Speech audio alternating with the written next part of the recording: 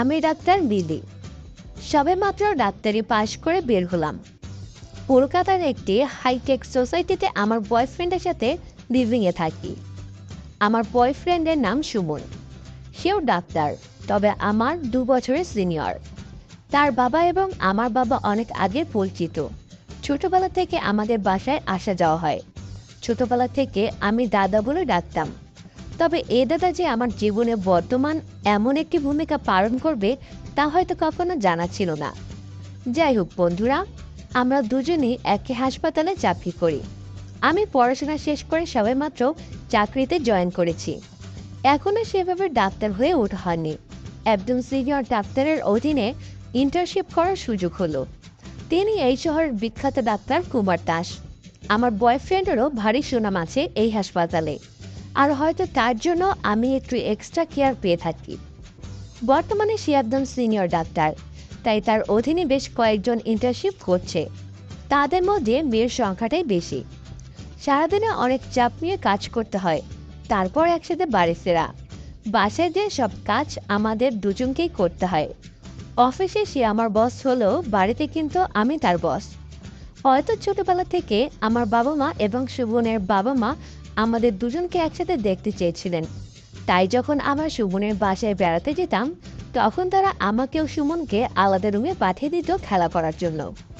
সুমন আমার থেকে একটু বড় হওয়ায় সে বয়সে তার একটু আধটু বুঝ চলে এসেছিল।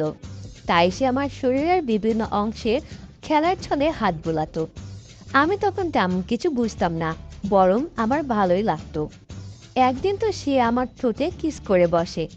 আমি একটু অবাক হয়ে যাই। আমি সুমনকে বলি, সুমন দা, তুমি কি করলে এটা? সে বলল, কেন রে, কি করেছি? এই যে, তুমি আমার ঠোঁটে ঠোঁট মিশালে। কেন, তুই মজা পাসনি বুঝি? না সুমন দা, এটা কিন্তু ঠিক না। আমি দেখছি বাবা রাতের বেলা মার সাথে এমন করে। সুমন দা অতি আগ্রহের সাথে জানতে চাইলো, বল বল কি করে? আমি বললাম, কেন, তোমাকে তা বলবো কেন? তুমি আমাকে চকলেট দিছো কখনো? সুমন দা বলল, দাঁড়া, আমি আসছি। এই বলে সে এক গাদা চকলেট নিয়ে আসলো আমার জন্য। আমি চকলেট দেখে বিরাট খুশি, আর চকলেটের লোভে পড়ে সব সুমনদাকে বলে দিলাম। যাই হোক, সুমনের সাথে বর্তমানে আমার দিনকাল খুব ভালোই যাচ্ছিল। ছোটবেলায় খেলার ছলে আমরা যা যা করতাম, এখন তা সত্যি সত্যি করে থাকি। ভাবতেও কেমন জানি লাগে। একজন তো অফিস থেকে ফিরে এসে আমাকে জড়িয়ে ধরলো।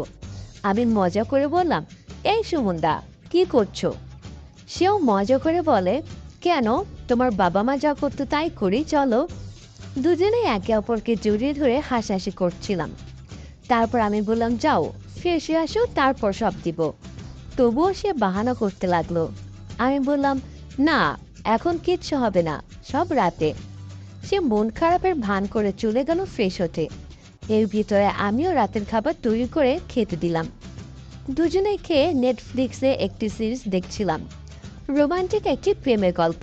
হয়তো তা দেখে আমার সুমনের চেতনা জেগে উঠল। সে দেখে পিছন থেকে আমার কোমরে হাত বোলাচ্ছে। আমি কোনো বাধা দিলাম না। সে আস্তে আস্তে আমার পুরো শরীরে হাত বোলাতে লাগলো। এদিকে নেটফ্লিক্সের সিরিজ আর সুমনের হাতের ছোঁয়ায় আমার সারা শরীরে কারেন্ট বইতে লাগলো। আমি সোফাতেই সুমনের উপর চেপে বসলাম। সে বলল, কি হলো সুন্দরী, তুমি এত উত্তেজিত কেন? আমি বলি, শালা, এতক্ষণ ধরে আগুন ধরিয়ে দিয়েছিস, এখন বলছিস উত্তেজিত কেন? এখন কিভাবে কি করবে তুই দেখ। আমি আর পারছি না, জলদি এ জ্বালা মিটিয়ে দে। সুমনও আর দেরি করলো না। সে আমাকে আদর করতে লাগলো। আমার সারা শরীরে সে কিস দিতে লাগলো। আমি চরম আনন্দ পেতে লাগলাম। তারপর শুরু হলো আমাদের খেলা।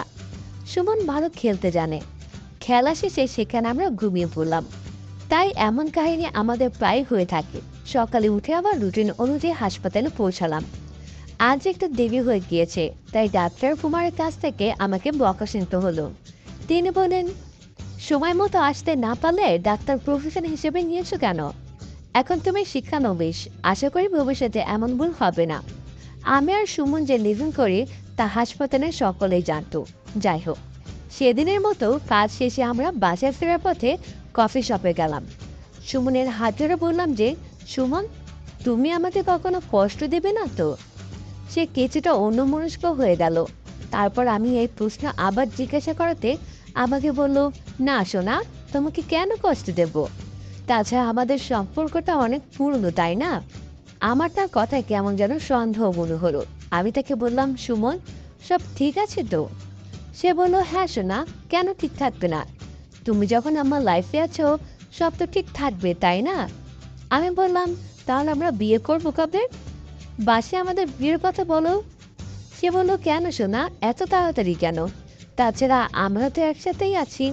আমি তোমার চাহিদা এবং তুমি আমার চাহিদা মেটাচ্ছ, এটাই কি অনেক কিছু না? আমি একটু অবাক হয়ে বললাম, সুমন, তুমি যা বলছো সবকিছু বুঝে শুনেই বলছো? আমার বিষয়টা খারাপ লাগলেও আর কিছু বললাম না। তারপর বাসে ফিরে আসলাম। সেদিন থেকে আমাদের শারীরিক সম্পর্কে একটু ব্যাঘাত ঘটলো। কারণ আমার একটি সমস্যার ভিতর থেকে যাচ্ছিলাম কারণ আমরা একটি সমস্যার ভিতর দিয়ে যাচ্ছিলাম। সে আমার কাছে আসতে চাইলেও আমি তাকে বাধা দিতাম। তারপর থেকে আমাদের কিছু না কিছু সমস্যা লেগেই থাকতো। বন্ধুরা, কি করব বলো? এতদিন একসাথে থাকার পরও সে আমাকে এখন বিয়ে করতে চাচ্ছে না। তাছাড়া আমাদের ফ্যামিলি থেকে সবকিছু ঠিকঠাক আছে। আর এমন অবস্থায় সুমনের এই কথা বলা কখন আমি মেনে নিতে পারছি না। তোমরাই বলো বন্ধুরা, তোমরা যদি এমন পরিস্থিতিতে পড়ো তাহলে তোমায় কি করতে? তারপর আমি অনেক চেষ্টা করেছি তার সাথে রাতের বেলা খেলা করার জন্য, কিন্তু তার হয়ে ওঠেনি। যাই হোক, আমরা এখন থেকে আলাদা আলাদা হাসপাতালে যেতে শুরু করলাম। ডাক্তার কুমার সাহেব আমাদের এই সম্পর্কে টানাপোড়েনের বিষয়টা টের পেয়ে গেছিল। সে একসময় জিজ্ঞেস করে বসলো, বিলি, আপনার আর সুমনের ভিতর কি কোনো সমস্যা চলছে? আমার সাথে আপনার কষ্টটা শেয়ার করতে পারেন, হয়তো আপনার ভালো লাগবে। আমি কোনোভাবে তার এই প্রশ্নের জবাব পেয়ে এড়িয়ে গেলাম। মনে মনে খুব কষ্ট হচ্ছিল। মাঝে মাঝে আমি সুমনের কেবিনের দিকে উঁকি মারতাম। সে আমাকে দেখতে পারতো না, কিন্তু আমি তাকে দেখতাম।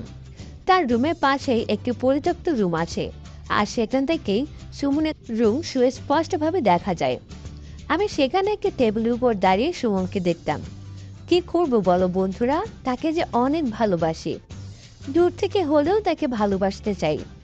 সেদিন বাসায় ফেরার পথে আমি সুমনকে বললাম, সুমন, আমি একা থাকতে চাই। সে বলল, একা থাকতে চাও মানে? আমি বললাম, আমি আমার জন্য আলাদা বাসা দেখেছি, আর খুব দ্রুত সেখানে শিফট করব। এ কথা শুনে সুমন একটু কষ্ট পেলেও আমাকে বাধা দিল না। আমি তার জবাব বুঝে গেলাম।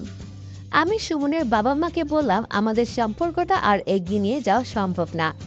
তারা এই কথা শুনে অনেক কষ্ট পেল। আমাকে বলল আমি যেন এই সম্পর্কটা টিকিয়ে রাখি। আমি তাদেরকে জানিয়ে দিলাম যে তাদের ছেলে আমার সাথে আর কোনো সম্পর্ক রাখতে ইচ্ছুক না।